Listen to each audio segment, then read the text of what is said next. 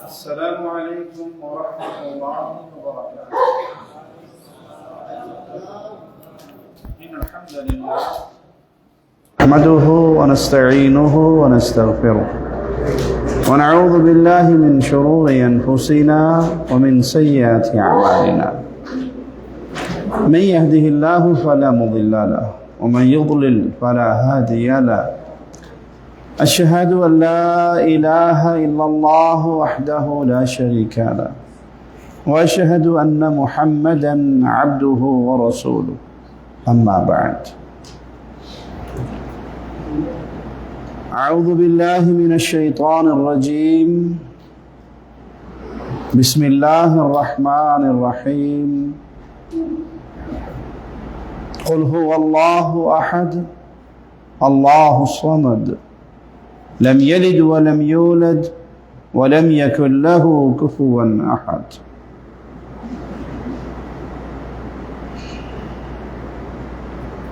یہ دنیا فتنوں، آزمائشوں اور پریشانیوں کا گھر ہے.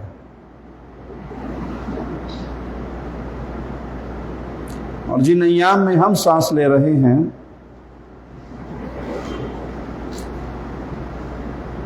اکثر جگہوں پہ نظر دوڑائیں گے تو ایسے ایسے فتنے نظر آئیں گے جو شاید ہمارے آباء و اجداد نے نہ دیکھے ہوں. بدامنی، قتل و غارت، چوری، ڈکیتی، وہ کون سی بیماری، وہ کون سا گناہ جس نے ہمارے معاشرے کو اپنی لپیٹ میں نہ لے لیا ہو.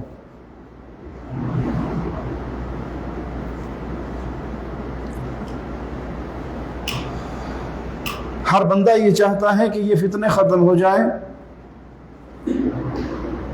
یہ پریشانیاں، یہ حالات تبدیل ہو جائیں. لیکن یہ سارے دنیا میں پھیلنے والے فتنے، آزمائشیں، پریشانیاں تبدیل ہوں گی کیسے؟ یہ بنیادی سوال ہے جس کو اکثریت نہیں جانتی. دیکھیے، ایک بندہ بیمار ہے اور وہ حکیم، طبیب، ڈاکٹر کے پاس جاتا ہے اور اپنی اسے 10-20 بیماریاں بتا دیتا ہے، مجھے یہ بھی ہے، یہ بھی ہے، یہ بھی ہے. جب تک طبیب اس بیماریوں کا سبب نہیں جانتا، وہ علاج کر سکے گا؟ وہ ٹوٹکے دیتا رہے گا، یہ پھکی کھا لو، یہ پھکی کھا لو، یہ گولی کھا لو. علاج وہی طبیب کر سکے گا جو اس کی نبض پکڑ کے جان لے کہ اس کے اندر اصل بیماری ہے کیا اور اس کا علاج کیا ہے، تبھی علاج ہو سکے گا. ہم جب اپنی گرد و نواح میں دیکھتے ہیں قتل کے جو حالات اور واقعات اب ہمیں نظر آتے ہیں، بچے کی جیب کے اندر گن، پسٹل، وہ کسی عورت کو لوٹ رہا ہے، کسی مرد کو لوٹ رہا ہے، کوئی موٹر سائیکل والے کو لوٹ رہا ہے، کوئی گاڑی والے کو لوٹ رہا ہے. چھوٹی چھوٹی باتوں پہ قتل، اور 5-5 10-10 20-20 لاشیں آرام سے گرا دی جاتی ہیں. ہر بندہ ان بیماریوں کو جان رہا ہے کہ یہ بیماریاں بہت بڑی ہیں، یہ تو سب مانتے ہیں. اس بیماریوں کا علاج کیا ہے؟ ہم علاج بتانے سے پہلے آپ کو اور اپنے آپ کو ماضی میں لے کر جاتے ہیں کہ معاشرہ آج ہی خراب نہیں ہوا. ایک دور اور بھی تھا جب معاشرہ بہت بگڑ چکا تھا. عرب کا معاشرہ جہاں قتل عام تھا، زنا، بدکاری، ڈاکے، کون سی برائی اور کون سا گناہ تھا جو اس معاشرے میں نہیں تھا؟ پھر محمد کریم صلی اللہ علیہ وسلم رحمت للعالمین بن کر اس معاشرے میں تشریف لائے، جس معاشرے میں قتل و غارت، جنگ و جدال، خون کا بہانا، لوٹ مار، کیا برائی تھی جو موجود نہیں تھی؟ امام الانبیاء، امام کائنات، امام اعظم محمد الرسول اللہ صلی اللہ علیہ وسلم اس معاشرے میں تشریف لائے اور اس معاشرے کو تبدیل کیا. پھر یہ معاشرہ تبدیل ہوا تو وہی جو کل تک ڈاکو اور رہزن تھے، وہی جو خون کے پیاسے تھے، وہی جن کی تلواروں سے خون ٹپکتا تھا، جو چھوٹی چھوٹی بات پر جنگ و جدال پہ اتر آتے تھے، ان کی کیفیت، ان کی حالت کتنی تبدیل ہو گئی کہ اس معاشرے کے ایک فرد سے رسول اللہ صلی اللہ علیہ وسلم پوچھتے ہیں، بلال کیا عمل کرتے ہو؟ میں جنت میں چل رہا تھا، تم زمین پہ چل رہے تھے، تمہارے چلنے کی آواز مجھے جنت میں آ رہی تھی، تمہاری جوتیوں کی آواز میں وہاں سن رہا تھا۔ جب یہ معاشرہ تبدیل ہوا، اس کے افراد اللہ کے کتنے محبوب بن گئے۔ کہنے والا آ کر کہتا ہے، یا رسول اللہ صلی اللہ علیہ وسلم، میں رات کو اپنے کھلیان میں قرآن کی تلاوت کر رہا تھا، قریب ہی میرا گھوڑا بندھا ہوا تھا، میں جب قرآن پڑھتا تو وہ بدکنا شروع ہو جاتا، اور جب میں اس تلاوت کو روک دیتا وہ پرسکون ہو جاتا،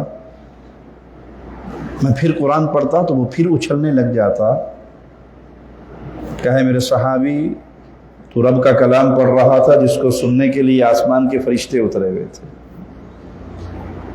پھر اس معاشرے کے افراد کیسے تبدیل ہوئے اور عزت کے کون سے مقام پر پہنچے کہ رسول اللہ صلی اللہ علیہ وسلم کے پاس مومنوں کی ماں خدیجہ الکبریٰ رضی اللہ تعالی عنہا سلام اللہ علیہا کھانا لے کر غار میں پہنچتی ہیں۔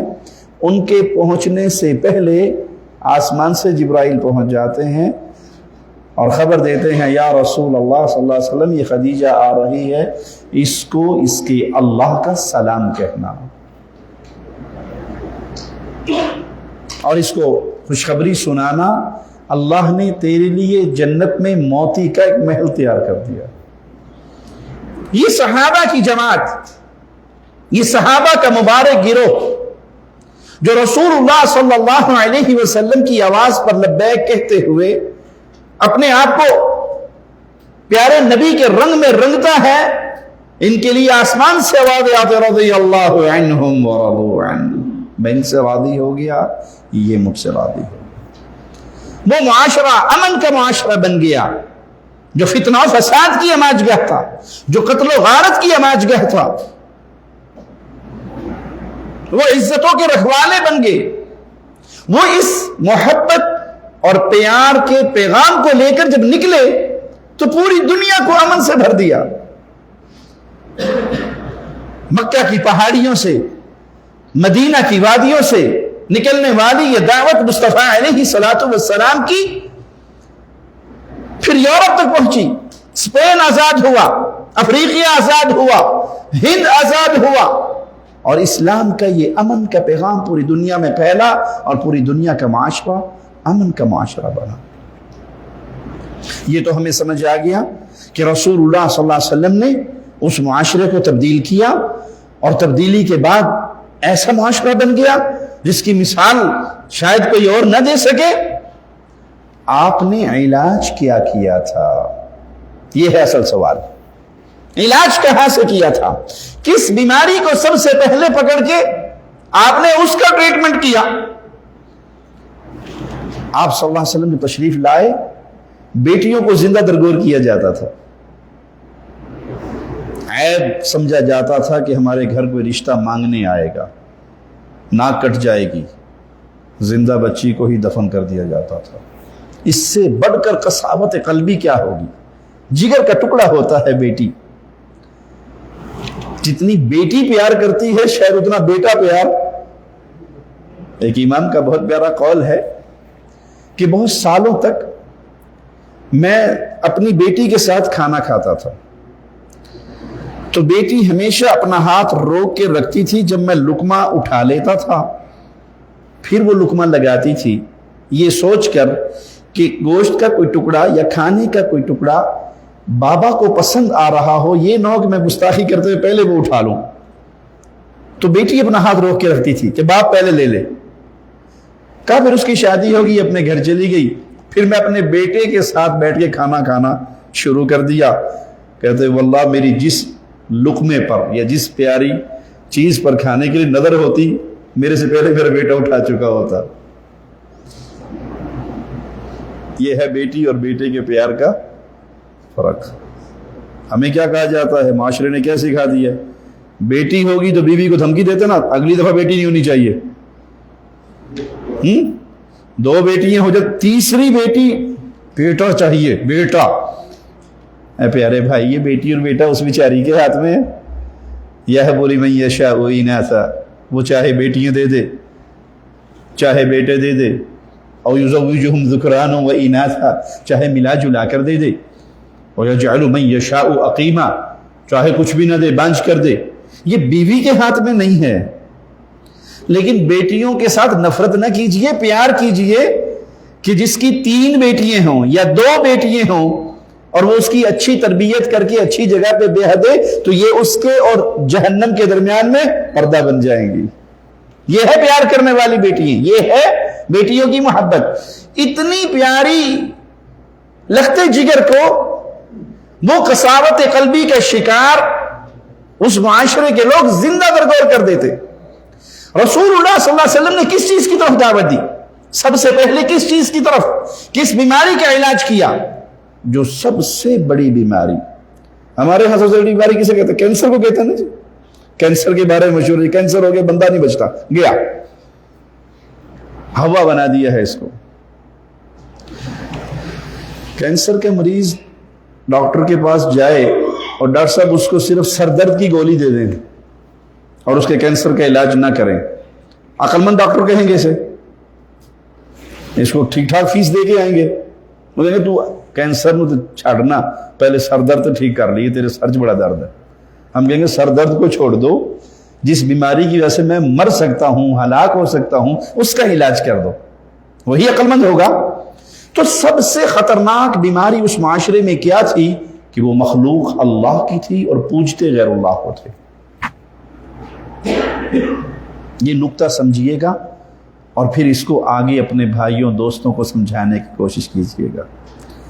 कुफारे मक्का का सबसे बड़ा गुनाह, मुशरिकीन मक्का का सबसे बड़ा जुर्म, न कत्ल, न जिना, न डाका, न लूटमार, न हाजियों को लूटना, न बच्चियों को जिंदा दरगोर करना। सबसे बड़ा जुर्म उनका यह था कि वो मखलूक अल्लाह की थे, वो खाते अल्लाह का दिया हुआ थे, वो पीते अल्लाह का दिया हुआ थे, और अल्लाह की इबादत में अल्लाह की मखलूक को शरीक किया करते थे। इसलिए रसूलुल्लाह सल्लल्लाहु अलैहि वसल्लम पर जब अल्लाह ने वही नाजिल फरमाई, ताज नबुव्वत से आपके मुबारक सर को सजाया, तो आप सल्लल्लाहु अलैहि वसल्लम ने सबसे पहले अहले मक्का को बुलाकर क्या कहा? क़ूलू ला इलाहा इल्लल्लाह, ये इकरार कर लो कि अल्लाह के अलावा कोई इलाह नहीं, कोई माबूद बरहक नहीं, कोई नहीं जिसकी पूजा की जा सके सिवाय एक अल्लाह के। वो मुआशरा मुशरिकीन मक्का का वो गिरोह जो रसूलुल्लाह सल्लल्लाहु अलैहि वसल्लम से इतना अदब एहतराम करता था कि आपको सादिक और अमीन के नाम से जानता था, इंतहाई अदब, इंतहाई एहतराम, कि आपसे बढ़कर उस माशरे में कोई सच्चा नहीं था, कोई अमानतदार नहीं था, कोई अमीन नहीं था। लेकिन जब आपने ये कहा क़ूलू ला इलाहा इल्लल्लाह, सब इलाहों का इनकार करके एक सच्चे इलाह की इबादत की तरफ आ जाओ, तो सगा चचा खड़े होकर कहने लगा तेरे हाथ टूट जाए क्या, इसलिए तूने हमें इकट्ठा किया? नऊज़ु बिल्लाह। कुरान ने जवाब दिया तब्बत यदा अबी लहब व तब, अबू लहब तेरे हाथ टूट जाए, तू बर्बाद हो जाए। ये थी असल बीमारी, ये था असल कैंसर। और इससे आप सल्लल्लाहु अलैहि वसल्लम ने इस मुआशरे की तब्दीली की इब्तदा की कि अल्लाह की तौहीद को तस्लीम करो, अल्लाह के अलावा पूजे जाने वाले इलाहों का इनकार करो। आज भी अगर आप मुआशरे को देखेंगे, 1000 बुराइयां मुआशरे में मौजूद हों, 1 करोड़ बुराइयां मुआशरे के अंदर मौजूद हों, जिना है, कत्ल है, चोरी है, डाके हैं, बच्चे अगवा हो रहे हैं, रेप हो रहा है, बहुत कुछ हो रहा है, लेकिन ये बहुत कुछ असल बीमारी नहीं है। असल बीमारी क्या है? یہ مخلوق اللہ کی ہے، عبادت غیر اللہ کی کر رہی ہے۔ یہ وہ اصل جرم ہے جس کی وجہ سے معاشرے بگڑتے ہوتے ہیں، برباد ہوتے ہیں۔ یہ وہ اصل جرم ہے جس کی وجہ سے اللہ کی طرف سے عذاب اور پھٹکار آتی ہے۔ یہ وہ جرم ہے جس کو اللہ نے ظلم عظیم کہا ہے، ان الشرک لظلم عظیم۔ اللہ کا شریک بنانا، اللہ کی عبادت میں کسی اور کو حصے دار اور حقدار سمجھنا، کسی اور کی پوجا کرنا۔ زبان سے تو کلمہ پڑھنے والا کوئی بھی نہیں کہے گا کہ میں اللہ کے علاوہ کسی اور کو پوجتا ہوں، ہر کوئی زبان پہ یہ کہے گا اللہ وحدہ لا شریک ہے، لیکن وہ اعمال جو خالصتاً ایک اللہ کے لیے ہونا چاہیے، وہ انبیاء کے لیے، صالحین کے لیے، اولیاء کے لیے، ملائکہ کے لیے، فرشتوں کے لیے، جنات کے لیے بہت سارے لوگ کرتے ہوئے نظر آئیں گے۔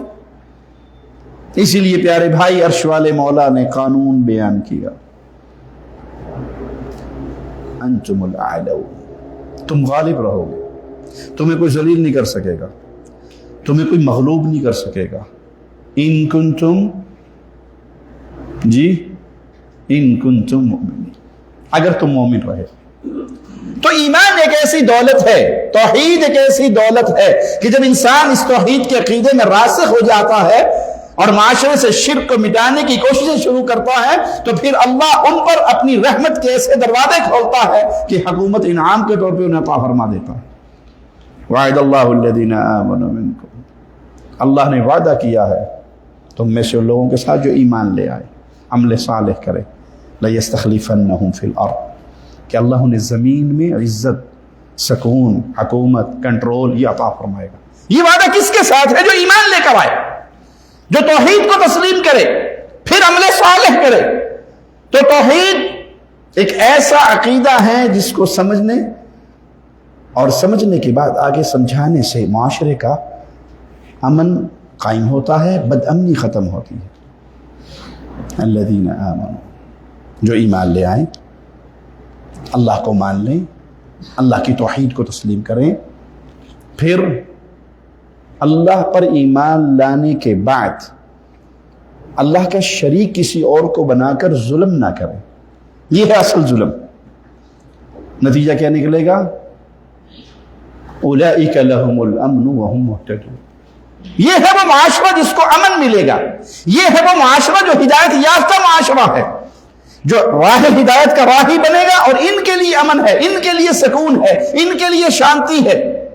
اور جس نے اس کلیہ علاج کو ترک کر دیا، وہ دنیا میں جو مرضی علاج کا طریقہ اختیار کر لے، کبھی زمین سے فساد ختم نہیں ہوگا۔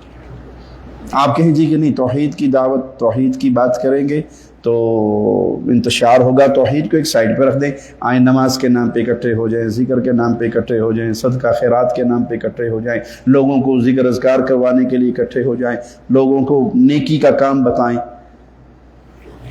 سمجھانے کے لیے مثال دیتا ہوں، گاؤں دیہات میں آپ نے تو خیر اب نہیں دیکھا ہوگا، لیکن شاید آباء و اجداد کی باتیں آپ کو یاد ہوں۔ پانی پینے کے لیے کیا کنواں ہوا کرتا تھا نا، کنویں کھودتے تھے نا، ابھی بھی بعض علاقوں میں کنویں ہیں اور کنویں کا پانی پیا جاتا ہے۔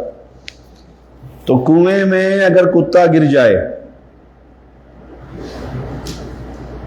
پانی پیا جا سکتا ہے وہاں سے؟ کیا کریں گے؟ ایک مولوی صاحب کے پاس گئے اور کہا جی وہ کھوج کتا ڈگ پیا ہے، اس نے کہا اتنے ڈول پانی نکالو۔ اس نے اتنے ڈول پانی نکال دیا، جتنے ڈول نکال دیے، اب پانی پی لیں، لیکن سمیل ہے۔ نے کہا نہیں، اتنے ڈول اور نکالو۔ وہ ڈول پہ ڈول نکلوا رہا ہے، لیکن پانی سے سمیل نہیں جا رہی۔ تو کسی نے ایسے کہا مولوی صاحب کتا تے کڈواؤ، آپ ڈول نکلوا رہے ہیں اور کتا پانی کنویں کے اندر ہی گرا ہوا ہے۔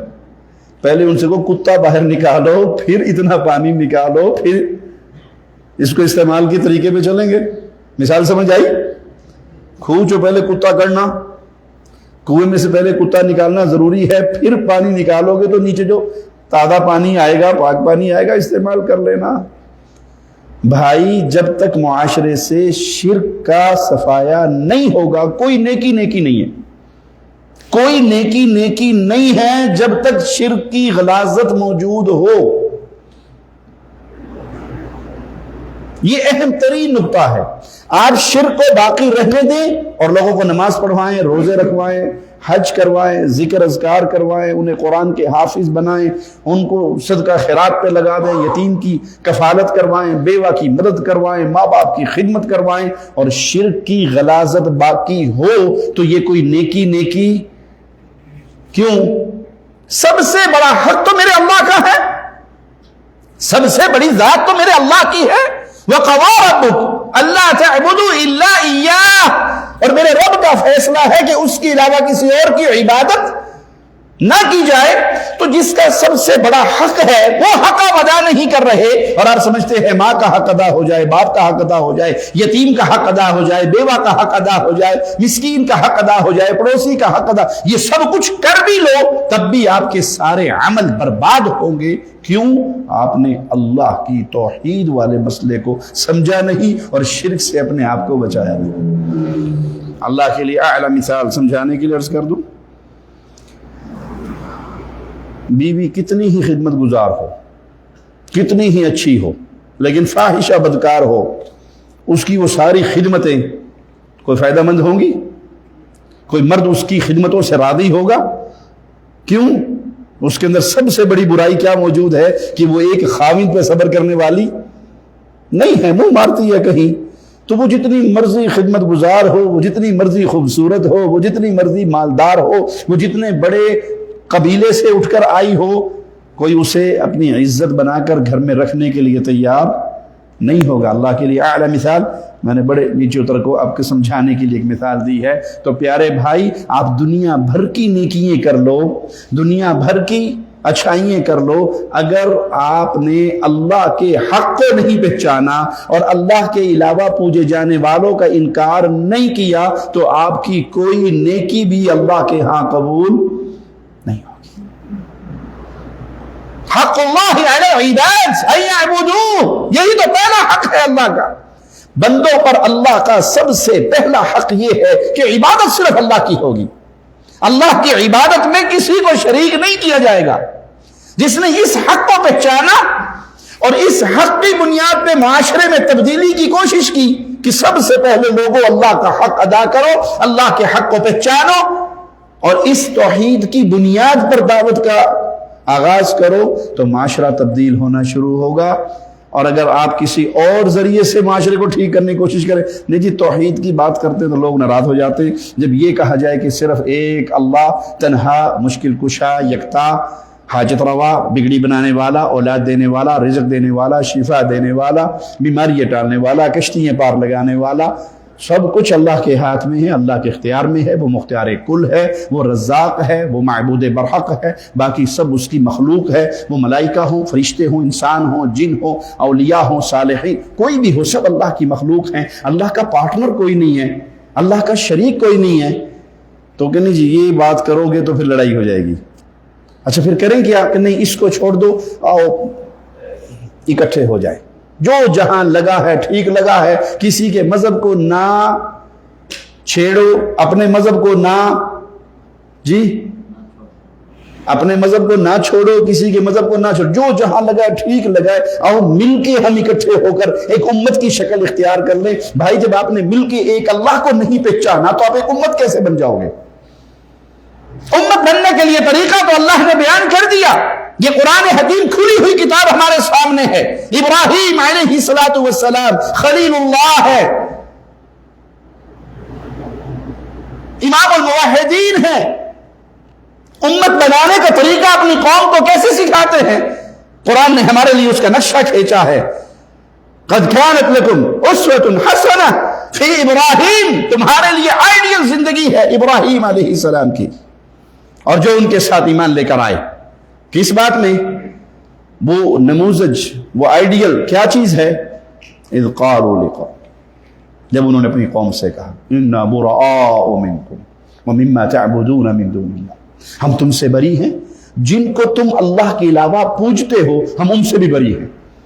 ہم تم سے بھی بری ہیں اور جن کو تم اللہ کے علاوہ پوج رہے ہو ان سے بھی بری ہیں. کفرنا بکم، ہم تمہارے انکاری ہیں، تمہارا کفر کرنے والے، تمہارا انکار کرنے والے ہیں.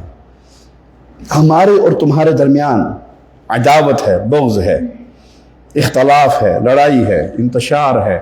کب تک؟ حتی تؤمنوا باللہ وحدہ.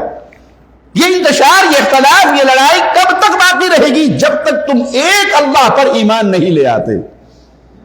پیارے بھائی، یہ ابراہیم امت بنا رہے ہیں لوگوں کو، ایک امت کی شکل، ایک امت کا کنسپٹ دے رہے ہیں. ہماری تمہاری لڑائی، ہمارا تمہارا اختلاف، کفرنا بکم بدا بیننا وبینکم العداوہ، ہمارے اور تمہارے درمیان لڑائی، جھگڑا، انتشار، اختلاف، ناراضگیاں، یہ کب تک باقی رہے گا؟ جب تک تم غیر اللہ کی عبادت کو چھوڑ کر ایک اللہ کی عبادت پہ نہ آ جاؤ. حتی تؤمنوا باللہ وحدہ، ایک اللہ پر ایمان لے آؤ. یہ کہو ایک اللہ مشکل کشا ہے، یہ کہو ایک اللہ حاجت روا ہے، یہ کہو سجدوں کے لائق صرف ایک اللہ ہے، یہ کہو رکوع کے لائق صرف ایک اللہ ہے، عبادات صرف ایک اللہ کی ہوں گی، وہ مالی عبادت ہو، قولی عبادت ہو، بدنی عبادت ہو، ہر عبادت کا حقدار صرف ایک اللہ. جب یہ مان لو گے، جب اس کو تسلیم کر لو گے، پھر تم ہمارے بھائی بن جاؤ گے.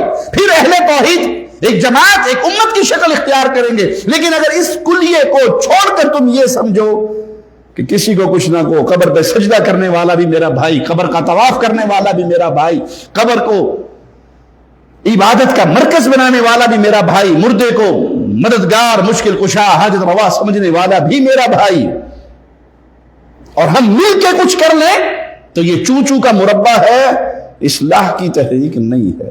ایسے اصلاح نہیں ہوگی. پہلے بیان کرنا پڑے گا. یہی ہمارا کلمہ ہے، یہی ہماری قرآن حکیم کی آیات ہمیں کھول کھول کے بتاتی ہیں. وَمَن يَكْفُرْ بِالطَّاغُوتِ وَيُؤْمِن بِاللَّهِ. کلمہ یاد ہے نا سب بھائیوں کو؟ ذرا سنائیے کیا ہے؟ لا الہ، جی، لا الہ الا اللہ. یہ دو چیزیں ہیں، ایک انکار ہے اور ایک اقرار ہے، ایک نفی ہے اور ایک اثبات ہے. پہلے کیا ہے؟ پہلے نفی ہے، پہلے انکار ہے، پہلے سب کو چھوڑنے کا اعلان ہے. لا الہ، میں کسی کو الہ نہیں مانتا، کوئی الہ نہیں ہے، کوئی الہ نہیں ہے، کوئی معبود نہیں ہے، نہ کوئی سجدوں کے لائق، نہ رکوع کے، نہ نظر کے، نہ نیاز کے. لا الہ، میں کسی کو الہ نہیں مانتا، کوئی الہ نہیں، نہ فرشتوں میں، نہ انسانوں میں، نہ جنات میں، نہ ہواؤں میں، نہ فضاؤں میں، نہ خلاؤں میں، کوئی الہ نہیں. ہر الہ کا انکار ہے. پھر اللہ کیا کہتے ہیں؟ اب کیا کہ لا الہ الا اللہ. ہاں، الہ ہے برحق تو صرف ایک اللہ ہے. یہ آپ کی ابتدا ہے، یہ آپ کی اسلام میں داخل ہونے کی کنجی ہے، یہ جنت میں جانے کی کنجی ہے. لا الہ الا اللہ، جس میں پہلے اللہ انکار کرواتا ہے. انکار کیجئے، لا الہ، کوئی الہ نہیں. ہر طرح کی معبود کی نفی کر کے پھر ایک اللہ کا اقرار کیجئے. ہاں، الہ ہے، مدد کرنے پر قادر ہے اللہ، مشکل کشائی کرنے پہ قادر ہے اللہ، میری عبادتوں کا مرکز ہے ایک اللہ، میں اس کی عبادت کروں گا، میں اس کو پوجوں گا، میں اس کے لیے ذبح کروں گا. قل ان صلاتی ونسکی ومحیایا ومماتی للہ. اے نبی کہہ دیجئے، میری نماز، میری قربانی، میری زندگی، میری موت، میرا مرنا، میرا جینا کس کے لیے؟ للہ رب العالمین، جہانوں کو پالنے والے ایک اللہ کے لیے.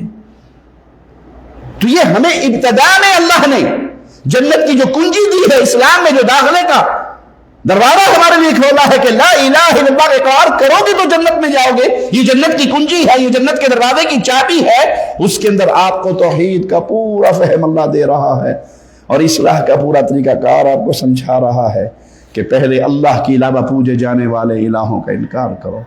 وَمَن يَكْفُرْ بِالطَّاغُوتِ وَيُؤْمِن بِاللَّهِ، جو اللہ کے علاوہ پوجے جانے والوں کا انکار کرے اور پھر اللہ پر ایمان لے کر آئے، فَقَدِ اسْتَمْسَكَ بِالْعُرْوَةِ الْوُثْقَىٰ. اب اس نے مضبوط کڑے کو ہاتھ ڈال لیا. کتنے مضبوط کڑے کو؟ حدیث میں آتا ہے قیامت کا دن ہوگا، ایک انسان کو لایا جائے گا، اس کے گناہوں کے رجسٹر دور تک، جہاں تک نظر جاتی ہے، پھیلے ہوئے ہوں گے. اللہ اس سے پوچھے گا، بندے میرے فرشتوں نے تیرے ساتھ کوئی ظلم زیادتی تو نہیں کی یہ تیرے گناہ لکھنے میں؟ کہے گا نہیں اللہ. تیرے پاس کوئی جواب ہے؟ کوئی عذر ہے؟ نہیں اللہ کوئی عذر نہیں. یہ سارے تو نے کیے ہیں، اقرار کرتا ہوں. نہ فرشتوں نے زیادتی کی، نہ میرے پاس کوئی عذر ہے، میں گناہ گار تھا، میں نے یہ گناہ کیا. کوئی نیکی ہے؟ نہیں اللہ نیکی تو کوئی نہیں ہے، نیکی کوئی نہیں ہے. اللہ کہے گا نہیں، تیری ایک نیکی ہمارے پاس ہے، تیری ایک نیکی ہمارے پاس ہے. ایک چھوٹی سی پرچی، ایک چھوٹا سا کارڈ، ایک چھوٹا سا بطاقہ لایا جائے گا اور اس کو ایک پلڑے میں رکھ کے تولا جائے گا. ایک طرف گناہوں کے 70 رجسٹر، ایک رجسٹر جہاں تک نظر جاتی ہے وہاں تک پھیلا ہوا گناہ سے بھرا ہوا، اور ایک طرف ایک چھوٹی سی پرچی. وہ کہ اللہ کی چھوٹی سی پرچی کا اس سے کیا مقابلہ، کیا ہوگا؟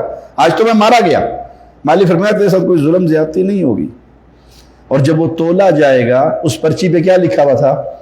لا الہ الا اللہ. اور جب وزن ہوگا سارے گناہ ہلکے ہو جائیں گے، توحید بھاری ہو جائے گی. اللہ کے نام کا مقابلہ کون کر سکتا ہے؟ اللہ کے نام سے بھاری کس کی کیا چیز ہو سکتی ہے؟ اللہ اس کے سارے گناہوں کو معاف فرما کر اپنی رحمت سے اس کو جنت عطا فرما دے. تو پیارے بھائی یہ ہے عقیدہ توحید. اس کو سیکھیے، اس کو اپنے جسموں پہ لاگو کیجئے. اس کی دعوت کی ابتدا سے معاشرے کی اصلاح کی ابتدا ہوگی. جب رسول اللہ صلی اللہ علیہ وسلم نے قولوا لا الہ الا اللہ کا واضح لگایا تھا کہ لوگوں اقرار کرو کہ اللہ کے علاوہ کوئی الہ برحق نہیں. بس ایک فرق ہے کہ کفار مکہ لا الہ الا اللہ کا معنی جانتے تھے، اس لیے پڑھتے نہیں تھے. ہم معنی نہیں جانتے، روزی 100 تسبیح پھروا لو، اس کا معنی نہیں جانتے، مفہوم نہیں جانتے، ہمیں پتہ نہیں ہے جب لا الہ الا اللہ کہہ دیا جائے تو پھر ہمارے اوپر کیا واجب ہوتا ہے. جب آپ صلی اللہ علیہ وسلم نے کہا اہل مکہ سے قولوا لا الہ الا اللہ، تو انہوں نے جوابی طور پہ اعتراض کیا تھا؟ اجعل الالہۃ الہا واحدا، یہ آپ نے کیا عجیب بات کہہ دی ہے، سارے الہوں کو چھوڑ کر ایک اللہ، ایک الہ. یہ تو بڑی عجیب دعوت ہے، ہم نے اس سے پہلے تو کبھی نہیں سنی، اپنے آباء و اجداد سے یہ بات ہی نہیں سنی. ہم نے تو بانٹے ہوئے ہیں، انہوں نے بانٹے ہوئے تھے نا، کوئی اولاد دینے والا ہے، کوئی شفا دینے والا ہے، کوئی کچھ کرنے والا ہے، یہ عزا ہے، یہ حبل ہے. ہم نے بھی آج کل بانٹے ہوئے یا نہیں؟ رزق لینا ہو تو ایک اور بابا جی ہیں، آئے ہیں تیرے در پہ تو کچھ لے کے جائیں گے. درد و جھولی ہماری بابے کے مزار پہ، یہ رزق والا بابا ہے. اچھا کوئی مقدمے میں پھنس جائے تو بڑی بڑی سرکار، بڑی میری کھوٹی قسمت کر دے ہری، وہ مقدموں والا سرکار بابا جی الگ ہے. اچھا اگر کوئی اولاد شولاد نہ ہو تو پھر بابا ڈولے شاہ کے پاس گجرات جانا پڑتا ہے، وہ اولاد والا شعبہ اس نے سنبھالا ہوا ہے. کسی نے اولاد کا شعبہ سنبھال لیا، کسی نے رزق کا سنبھال لیا، کسی نے مقدموں سے نکالنے کا سنبھال لیا. اچھا دشمن حملہ کرے گا، صحیح آپ کو پتہ ہی نہیں ہے، وہ تو حملہ ہوا تھا 65 میں، تو ہماری سرکار جا کے دریا کے پل پہ بم مارتے تھے، کیچ کر کے دریا میں پھینک دیتے تھے، ایک بھی نہیں لگنے دیا کسی جگہ پہ. ہم نے بھی یہ شعبے بانٹے ہوئے ہیں، اس پیر جی نے یہ کرنا ہے، اس پیر جی نے یہ کرنا ہے، اس پیر جی نے یہ کرنا ہے. یہی حال کفار مکہ کا تھا، بانٹے ہوئے تھے انہوں نے. اور جب آپ صلی اللہ علیہ وسلم کا قولوا لا الہ الا اللہ، ایک اللہ کی الوہیت کا اقرار کر لو، تو انہوں نے اعتراض ہی یہ کیا، یہ ہو کیسے سکتا ہے؟ اجعل الالہۃ الہا واحدا، آپ نے سارے الہوں کی چھٹی کرا کے ایک اللہ پر ایمان لانے کا پیغام دیا. یہ بڑا عجیب پیغام ہے. لیکن پیارے بھائی یہ ہے وہ اصل جس سے آپ تبدیلی، معاشرے کے اندر شر فساد کو ختم کر سکتے ہیں. اور اگر آپ یہ چاہیں کہ نہیں یہ دعوت نہیں دینی، اس سے انتشار ہوگا، اس سے لڑائی ہوگی، اس سے اختلاف ہوگا، اس سے لوگ متنفر ہوں گے، بس میٹھا میٹھا سب کو جوڑ کے ساتھ چلو. تو پھر آپ کو مثال دے کے سمجھا دوں کہ آپ کس کرسی پر بیٹھے ہیں. ایک ڈاکٹر کے پاس پیشنٹ گیا جس کے ہاتھ میں کینسر پھیل چکا تھا. ڈاکٹر نے کبھی گردن کٹوانا آسان ہے یا ہاتھ؟ تو مریض کیا کہے گا؟ گردن بچ جائے، ہاتھ کی خیر صلاح ہے. یہ تو نہیں کہے گا کہ منڈی کاٹ دو ہاتھ نہ کاٹنا، کہے گا ہاتھ کاٹ دو گردن بچ جائے، زندہ رہوں گا ایک ہاتھ سے بھی گزارا کر لوں گا. تو وہ اس کینسر زدہ ہاتھ کو کاٹ دے کہ اس کے جراثیم آگے نہ پھیلے، وہ زہر آگے نہ جائے. ٹھیک ہے، لیکن اس نے زندگی بچا لی. یہ عقلمند ڈاکٹر ہے یا بیوقوف؟ جی عقلمند ڈاکٹر ہے. ایک اور ڈاکٹر کے پاس گیا، جی زہر پھیل رہا ہے جسم میں. وہ کہتا ٹینشن لینے کی ضرورت نہیں ہے، اوتے پیاز رکھ کے نا تو کپڑا پلیٹ لا، گنڈا بن لا، ٹھیک ہو جائے گا. وہ اسی کے اوپر ٹیوب شیوب لگا کے دوائیاں لگا کے ہیں اور آپ کو بھیج دی. پہلے ہاتھ میں تھا، پھر بازو میں آیا، کندھے میں آیا، پورے جسم میں آیا اور معاملہ ختم ہو گیا. کون عقل مند ہے؟ لیکن وہ جب بازو کاٹے گا تکلیف تو ہوگی نا، درد تو ہوگا، لیکن جب شفا یاب ہو جاؤ گے تو پھر اس ڈاکٹر کو دعائیں دو گے یا نہیں؟ لیکن جس نے کاٹا نہیں، صرف اوپر سن کرنے کے ٹیکے لگا دیے، اس نے تکلیف تو نہیں دی لیکن زندگی تو ہار گیا نا. اصل دشمن تو وہ ہے. سمجھ آئی مثال؟ جو آپ کے زخم والے حصے کو کاٹ کے گندگی نکال دے اور آپ شفا یاب ہو جائیں، تکلیف ہوگی، تھوڑا سا غصہ تو آئے گا، لیکن ٹھیک ہونے کے بعد اسی کو دعائیں دو گے. یہ حال ہے اس کا جو توحید کی دعوت دیتا ہے، جو کہتا ہے بھائی سیدنا علی کی بڑی عزت ہے، بڑی شان ہے، بڑا مقام ہے، اللہ کے پیارے ہیں، اسد اللہ ہے، لیکن مشکل کشا نہیں ہے، حاجت روا نہیں ہے، بگڑی بنانے والے نہیں ہیں، اولاد دینے والے نہیں ہیں، مدد کرنے والے نہیں ہیں، ان کے اختیار میں مدد کرنا نہیں ہے. وہ اللہ کے بندے ہیں، بہت پیارے ہیں لیکن اللہ کے بندے ہیں. رسول اللہ صلی اللہ علیہ وسلم اللہ کی مخلوق میں سب سے افضل و اعلیٰ ہے، لیکن نور من نور اللہ نہیں ہے، عالم الغیب نہیں ہے، مشکل کشا نہیں ہے. ان کو پکارا نہیں جائے گا، ان کے نام پر ذبح قربانی نظر نیاز نہیں دی جائے گی، ان کی عبادت نہیں ہوگی. ہے عزت و شان والے. آپ کو بڑا غصہ آئے گا، یہ کیا کہہ رہے ہو کہ رسول اللہ صلی اللہ علیہ وسلم بشر ہیں، انسان ہے، آپ تو گستاخی کر رہے ہو. یہ توحید کا پیغام جب آپ کو سمجھ آ جائے گا تو دعوت دینے والے کے لیے آپ اللہ بھلا کرے. ان کی باتیں سن سن کے اللہ نے ہمیں بھی شرک سے بچا لیا. اور اگر آپ میٹھی میٹھی لگا کے ساتھ چلانے کی کوشش کرتے رہو تو آپ زہر کو پھیلا رہے ہو. پیارے بھائی، زندگی بڑی مختصر ہے، بہت جلدی ختم ہو جانے والی ہے. بہت جلدی میں نے اور آپ نے اللہ کے سامنے پیش ہونا ہے، جہاں صرف دو ہی ٹھکانے ہیں، فریق فی الجنہ و فریق فی السعیر. ہمیشہ کی جنت ہے یا ہمیشہ کی جہنم ہے، تیسرا ٹھکانہ نہیں ہے. ہمیشہ کی جنت میں جانے کے خواہش مند ہو تو قولوا لا الہ الا اللہ کا فہم حاصل کرو، اس توحید کو سیکھو، اس ایمان کو سیکھو، اللہ کی محبت کو سیکھو، اللہ کے ساتھ پیار کرو، اللہ کی عبادت کرو. جیسی محبت اللہ کی ہو ویسی کسی اور کی، جیسا خوف اللہ کا ہو ویسا کسی اور کا، جیسا بھروسہ اپنے اللہ پہ کرنا ہے کسی اور پہ. وہ آپ کا رب ہے، وہ آپ کا خالق ہے، وہ مالک ہے، وہ رازق ہے. وہ ماں کے پیٹ میں آپ کو پردوں کے پیچھے رزق دیتا رہا، وہ ماں کے پیٹ سے باہر لایا تو لانے سے پہلے آپ کے لیے آپ کی ماں کی چھاتیوں پہ رزق کا بندوبست کیا. وہ رزاق ہے، وہ کھلاتا ہے. وہ ہمارے پنجابی میں کہتے ہیں جس کا کھاتے ہیں اس کے گن گائے جاتے ہیں. جس کا آپ کھا رہے ہو اس کے گیت گائیے. اور وہ کھلانے والا کون ہے؟ جس نے سب سے پہلے آپ کے کھانے پینے کا مسئلہ حل کرتے ہوئے قرآن پاک کی ابتدا میں کیا کہا؟ الحمدللہ رب العالمین. ساری تعریف ہے اس کی جو سارے جہانوں کا پالن ہار ہے. اللہ کے علاوہ کوئی اور پال، کیونکہ نہ کسی کو یہ پتا ہے جہان میں مخلوق کتنی ہے سوائے اللہ کے، نہ کسی کو یہ پتا ہے ان ساری مخلوقات نے کھانا کیا ہے سوائے اللہ کے، نہ کسی کے پاس سارے خزانوں کی کنجیاں ہیں کہ مخلوقات کا پیٹ بھر دے سوائے اللہ کے. تو جب علم بھی اس کے پاس ہے، خزانے بھی اس کے پاس ہے، مخلوق نے کیا کھانا ہے جانتا بھی وہ ہے، سب کو کھلا بھی وہ رہا ہے. جب وہ کھلا رہا ہے تو عبادت اس کا حق ہے. اللہ کے لیے اس عقیدے کو سمجھ کر اپنے دلوں کو تبدیل کیجیے. اپنے گھر سے، اپنی برادری سے، اپنی قوم سے اس تبدیلی کا آغاز کیجیے. توحید کی دعوت انبیاء کی دعوت ہے. اس دعوت کو سمجھانے کے لیے اللہ نے انبیاء کی پوری جماعت بھیجی اور ہر نبی نے اپنی قوم کو یہی پیغام دیا. وَلَقَدْ بَعَثْنَا فِي كُلِّ أُمَّةٍ رَسُولًا. ہم نے ہر امت میں رسول بھیجے. ہر رسول نے آ کے پہلی دعوت، پہلا پیغام، پہلا آوازہ کیا لگایا؟ أَنِ اعْبُدُوا اللَّهَ. عبادت اللہ کی کرنا. اور میرے پیارے بھائی، چھیڑنا مقصد نہیں، طنز کرنا مقصد نہیں، کسی کو دور بھگانا مقصد نہیں، محبت اور پیار سے رب کے قریب کرنا مقصد ہے۔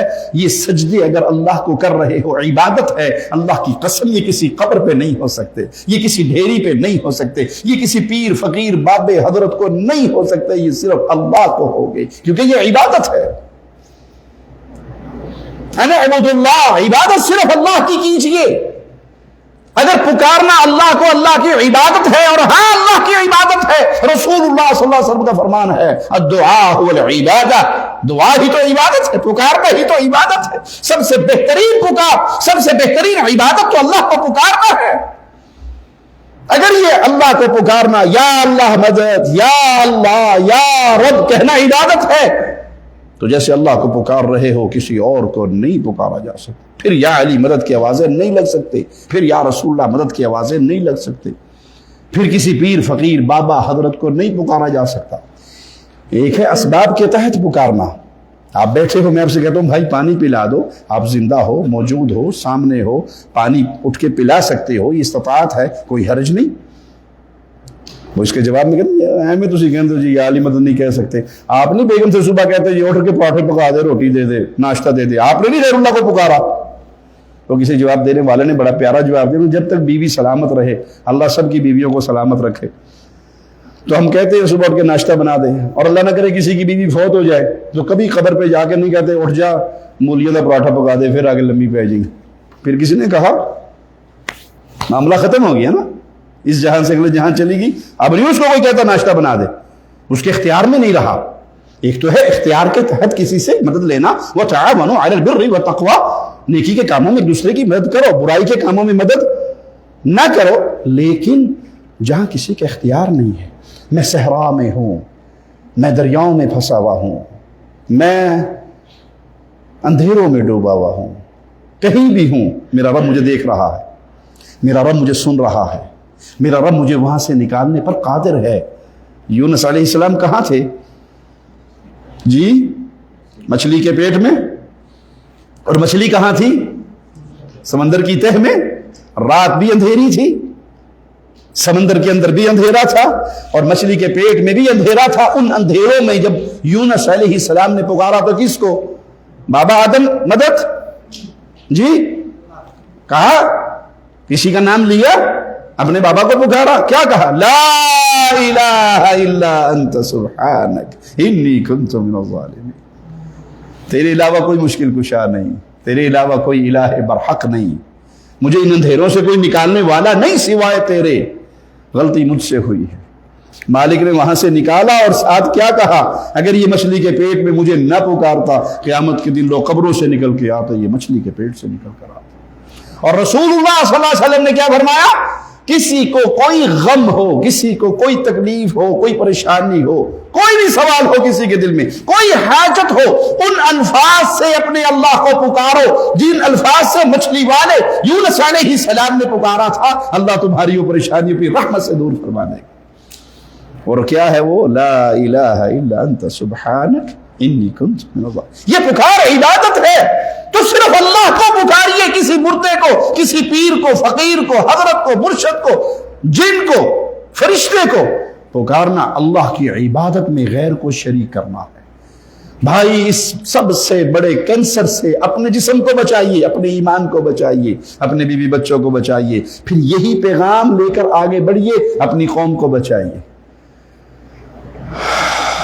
ایک بات آخری کہہ کے بات ختم کرتا ہوں، آپ کے اور میرے ذمے اللہ کی توحید کی بات پہنچانا ہے، منوانا نہیں۔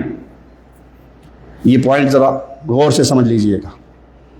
آپ کے اور میرے ذمے اللہ کی توحید کی دعوت پہنچانا ہے، منوانا ہمارے ذمے نہیں ہے۔ حدیث سناتا ہوں آپ کو۔ قیامت کا دن ہوگا، انبیاء کو اٹھایا جائے گا۔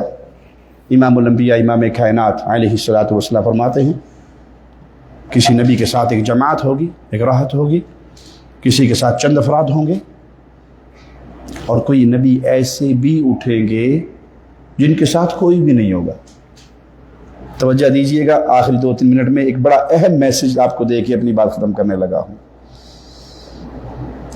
کوئی نبی ایسے بھی ہوں گے جن کے ساتھ کوئی ایک بندہ بھی ان پر ایمان نہیں لایا ہوگا. آج کی لینگویج میں کیا کہیں گے آپ؟ کوئی ایک فالوور نہیں ملا, کوئی ایک لائک نہیں ملا, کوئی ایک ووٹ نہیں ملا, کوئی ایک جیالہ نہیں ملا, کوئی ایک کارکن نہیں ملا, کوئی ایک بندہ ان کی جماعت میں نہیں آیا. یہ بات تو ہمیں حدیث سے سمجھ آ گئی کہ ایک بندہ بھی ان پر ایمان نہیں لایا ہوگا. اب میں اگلا سوال آپ سے کرتا ہوں, وہ جو نبی ساری زندگی توحید کا پیغام قولوا لا الہ الا اللہ قولوا لا الہ الا اللہ کہتے کہتے گزار کے چلے گئے, اور ایک بندہ بھی ان کے ساتھ ان کی دعوت پر لبیک کہنے والا نہ تھا, وہ نبی ناکام گئے یا کامیاب گئے؟ جی, کامیاب گئے یا ناکام گئے؟ کوئی مسلمان کلمہ پڑھنے والا یہ نہیں کہہ سکتا کہ نعوذ باللہ وہ نبی ناکام گئے. کہہ سکتے؟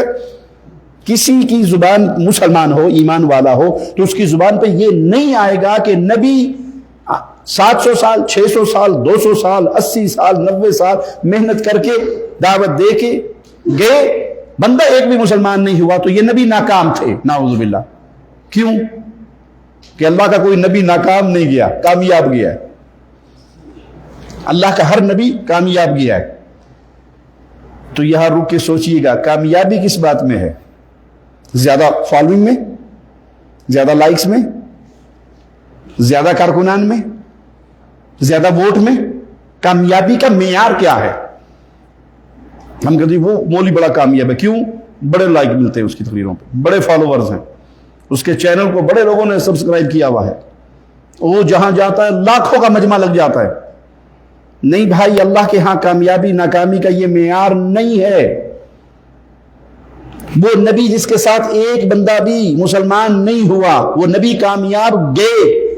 تو مطلب یہ کہ زیادہ لوگوں کا اکٹھا ہونا, اکثریت کا اکٹھا ہونا, یہ کامیابی ناکامی کا معیار نہیں ہے. کامیابی کا معیار یہ ہے کہ آپ اس راستے پہ چلتے رہیں جو راستہ آپ کو اللہ نے دے دیا ہے, اس راستے سے دائیں بائیں نہ بھاگے.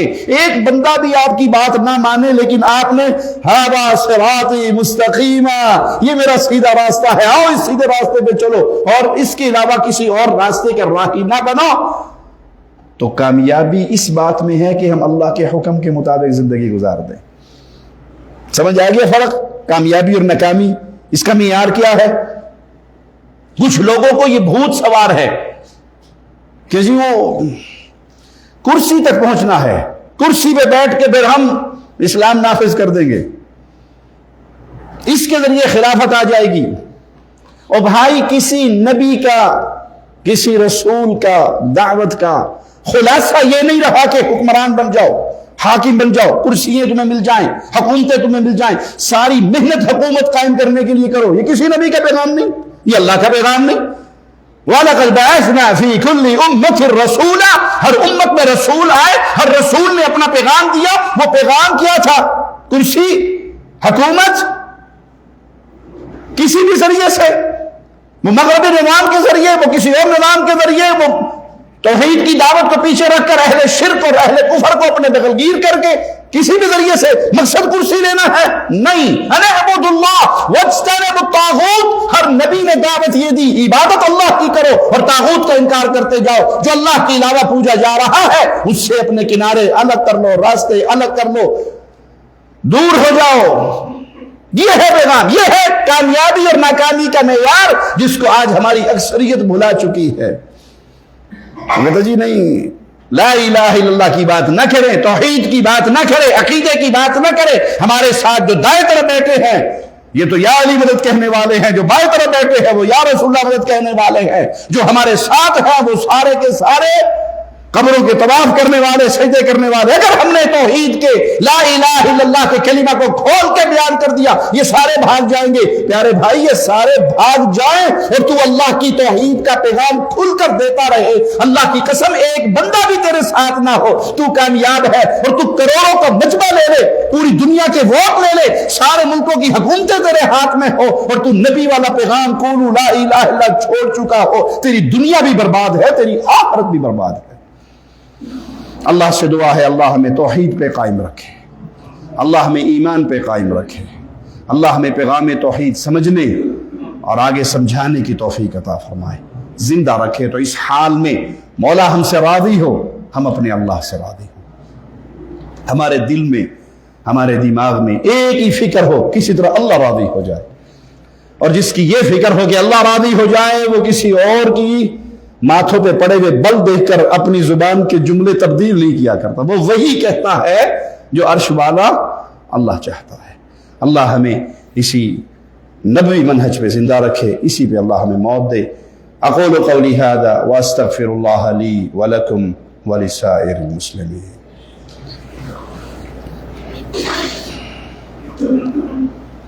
جزاک اللہ حسن الجزا۔ میں شیخ محترم اور